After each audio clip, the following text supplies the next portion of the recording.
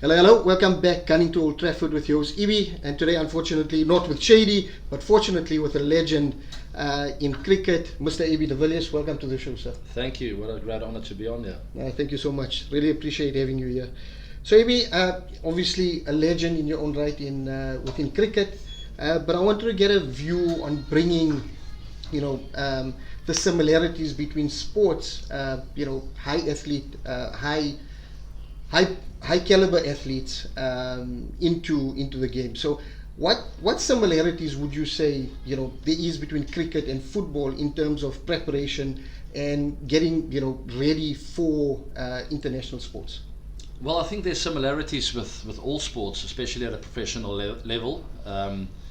It starts with discipline. I think with preparation is, and it's such a cliche, everyone always talks about preparation, but I think you'll find a lot of similarities in the way athletes get fit, especially with active sports like cricket, I think tennis, obviously football, where there's a lot of sprints, fast sprints in between. You need to prep like you're going to play out there in the middle. So I think that's the very basic similarity that we can find already. And then I think at the highest level it comes down to big match temperament, guys who can play under pressure. All the guys at that level, at professional level, have a certain amount of talent and skill, and that's the reason why they're there, but not all of them can make it work when it matters most. And I think that's where the elite stands out, the guys like Messi, Ronaldo. You think of a Federer, Nadal, Djokovic, a Kohli in cricket. That's where they are very similar in that regard. Oh, fantastic. So cricket, like football, is obviously a team sport. But you're alluding to a lot of individual traits coming up. How important is the individual within the team? Yes, it's a team engagement, but how important would that individual be within the broader scope of a team sport and the team delivering? Yeah, that's a great point you make, and it's something I've wrestled with my entire life, because I've always felt like the team is the most important thing, but then the opposite thing can be true as well. If you individually don't look after your game, then you are pulling the team down again. So it's ultimately an individual sport within a team game, which is a very interesting dynamic, and not a lot of coaches and teams get it right in order for teams to ultimately go all the way and win trophies. But yes, I've been part of a team environment for my entire life, and I've always felt like if you have that responsibility to look after your own performance, and when you don't, you have to find a way to still add value to the team environment, which is not an easy thing, and that is where the big teams come through. But the best teams get that right, where you don't have players who sulk and worry too much about their own performance. They understand the bigger picture. Whether you have had a great game or a poor game, you understand that everyone's still the same, and you have the same value in the team, and you got to bounce back and play your role in that side. No, fantastic, and I think that's really important, and I think you see that within football as well, right? How the individual really impacts the larger team. One of the things you mentioned is you're talking about the players, but also the coaching, right? So this channel obviously focuses on Manchester United and Arsenal, and we've had some great coaches, the likes of Sir Alex Ferguson, Arsene Wenger, etc. How important is the advice of the coach of the field when you in the middle or kind of engaging?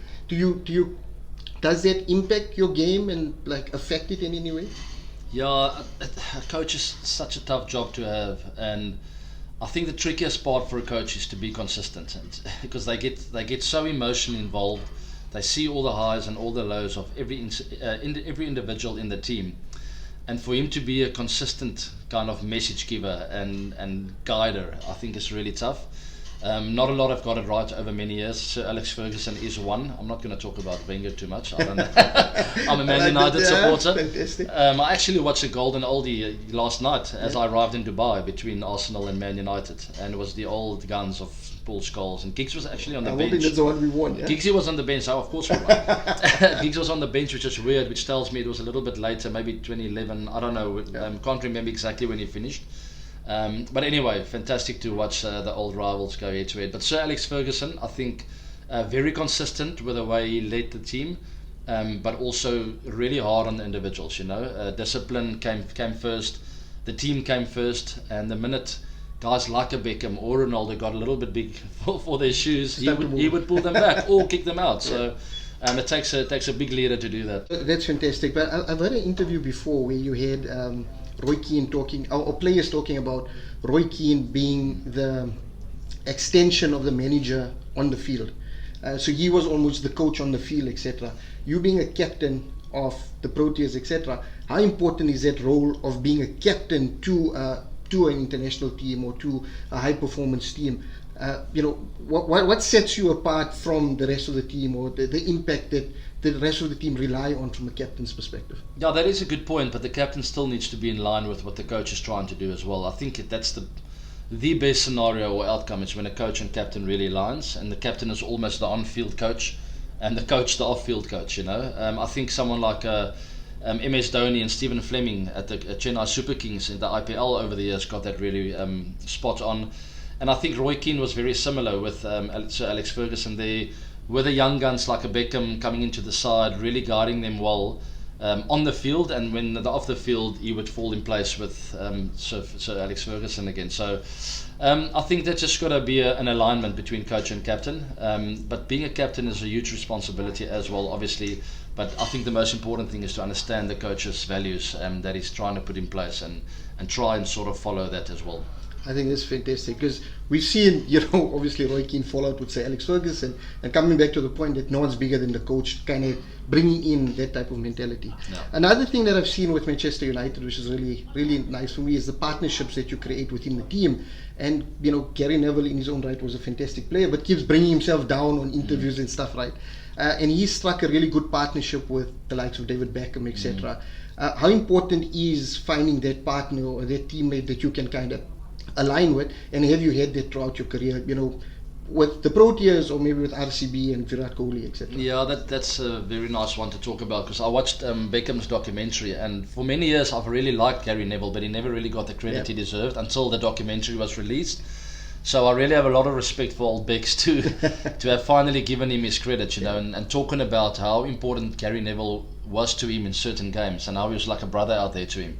And not the flashy kind of player like a Beckham or Giggs or Ronaldo. Just got things done at the right time as well. When Becks were down, Neville would come up and sort of fill his boots or his shortcomings on that day or for that season or whatever the case may be. So partnerships are crucial.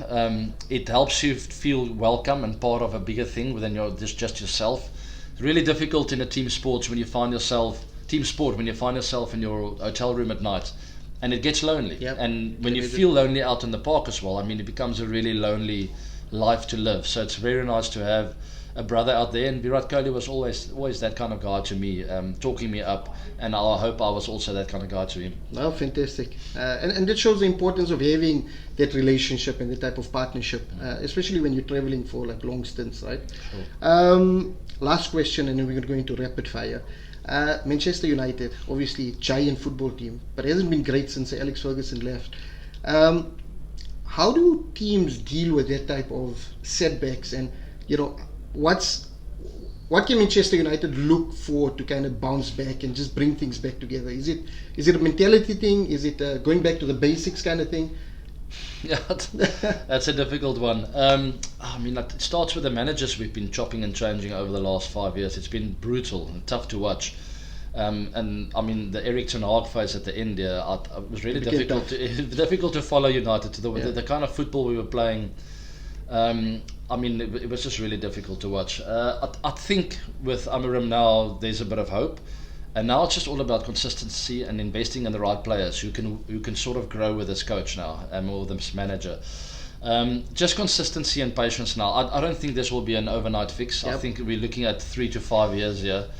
And I honestly don't think we have the right personnel on the park at the moment. Now it's up to the coach, but give the coach the 3 to 5 years to get his mix right there. And I feel it's a coach we can believe in 3 to 5 years from now, but it will take time. So he looks like he's already brought in a style of play within a couple of years. He looks like a manager, He looks like a guy that you would want to follow. And now just give him his opportunity to get his right team in place. No, fantastic. AB, thank you so much. That's been fantastic. It's my pleasure. Really good having you on the channel. Thank you. Hopefully we can have you back when Abdul is with. So the guy who's the Arsenal fan, we won't mention him too much. All I want to tell him is glory, glory, Man United. Not now. One day. One day. Again. Thank you so much. Really appreciate it. Cheers. Guys, thank you.